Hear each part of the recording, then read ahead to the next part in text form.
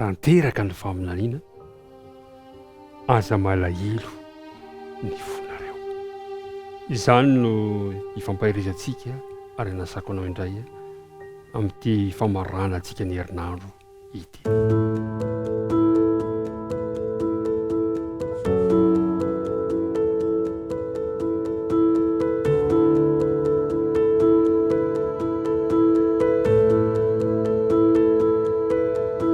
Miarabanao sy ny ankonanao tafaona indray isika ary faly miaona aminao.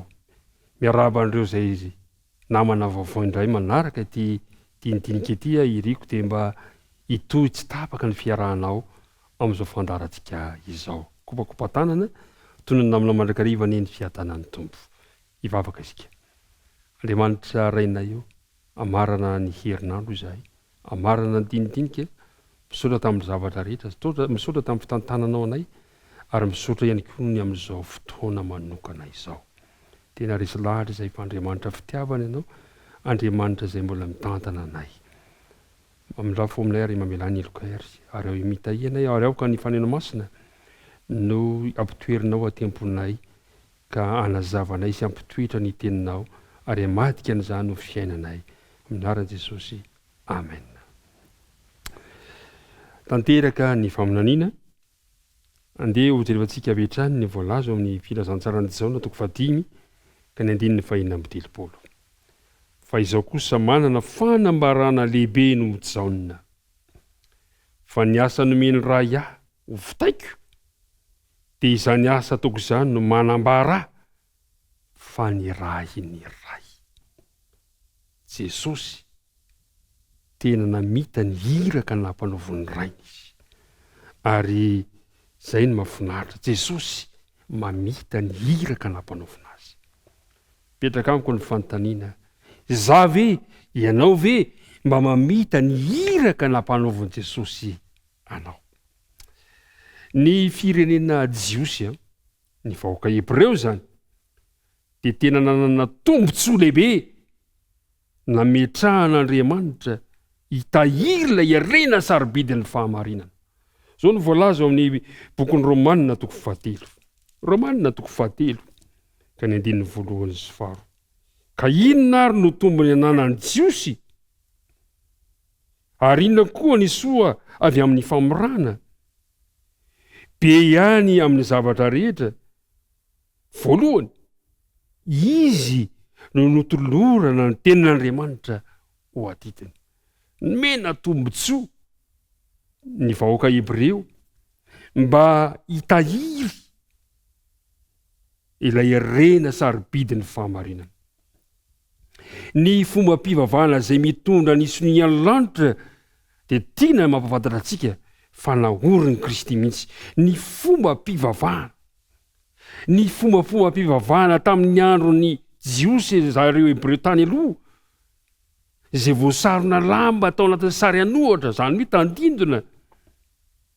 Ireo fahamarina rehetrarehetra ireo izay momba ny fanavotana, dia Kristy daholo nanorina azy.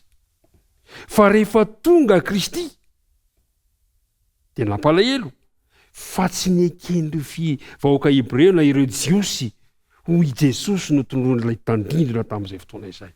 Nampalahelo fa tsy neken'izy ireo ho Jesosy ilay zanak'ondry tany amin'ny testamenta taloha. Tsy neken'izy ireo izany. Teo am-pelantanan'izy ireo anefa ny tenin'Andriamanitra. Saingy indrisy ny lovatsofina sy ny filozofian'olombelona, izany dia nanakona azy ireo, nanakona ny fahamarinana tsy vitany arak'izay tao amin'i Jesosy. Nanana tombotsoa ireo vahoaka Hebreo ny aona ny mivantana tamin'i Jesosy, fa saingy no laviny izany. Very teo amin'izy ireo ny mahazava-dehibe ny ara-panahy ny soratra masina. Ry namana, andao angataka vavaka isika mba tsy ho very eo amintsika ny mahazava-dehibe ara-panahy ny soratra masina. Ny voa ho azy ireo ny trano fitehirizana sy ny haren'ny fahalalana rehetra saingy indrisy tsy fantany izany. Ary namako, androany mivoa ho anao koa ny trano fitehirizana ny haren'ny fahalalana rehetra. Iriko mba ho raisinao izany. Satria tsy manafina ny fahamarinany amin'ny olon'Andriamanitra. Nomen'Andriamanitra avokoa ny pirofo rehetrarehetra mba haneken'ny olona azy fa izy no ilay Mesia. Ny zavatra anankiray tiana ampitaina amintsika dia izao. Mitaky fahafoizan-tena tahaka an'izao ataonao izao ny fandraisana ny fahamarinana izay tsy miova sy maharitra mandrakizay. Fa saingy izy ireo ndray rehefa Hebreo dia nanakipy ny masony izy ireo tsy ahita ilay pirofo ny tenin'Andriamanitra. Aza kipy ny masonao fa sokafy ahita ny fahamarinana ny tenin'Andriamanitra. Nilaza ho mino ny soratra masina ao amin'ny testamenta taloha ny vahoaka Hebreo. Fa saingy teo amin'ny fihetsiny nandany anaiky ny teny vavolombelona ka dia nandany Jesosy izy ireo. Teo amin'izy ireo ny haren'ny filazantsara, ilay lalàna sy fahamarinana hita teo anoloan'izy ireo ny fiainana mandrakizay. Indrisy no laviny ilay fanomezana lehibe ny lanitra manontolo. O Jesosy hoe aza malahelo ny fonareo. Aza malahelo ny fonareo. Satria sokafa n'Andriamanitra ao anao androany ilay trano fitehirizany ny haren'ny fahalalana rehetra ka hanomezany fiainana ao anao raha manaiky ianao androany. Ka raha nandà ireo vahoaka Hebreo, ianao kosa ny iriko mba hanaiky izany erin'ny filazantsara ny fahefana soratra masina amin'ny fiainanao izany. Ka raha hifarana ny herinandrontsika dia hisiakino amin'ny fiainanao anie ny herin'ny tenin'Andriamanitra. Satria ny tenin'Andriamanitra no haren'ny filazantsara, ny tenin'Andriamanitra no lalana sy fahamarinana ary fiainanao anao sy ny ankohonanao. Hita ianao any Andriamanitra. Ka tsy ho very maina ny fotoana sy ny fandavan-tena ny fanoloran-tena izay nasehonao tamin'ny alala izao dinidinika ny fanaovantsika izao hombanao anie Andriamanitra. Andeo faranantsika mivavaka ary izao dinidinika mahafinaritra sy ny herinandrontsika izao.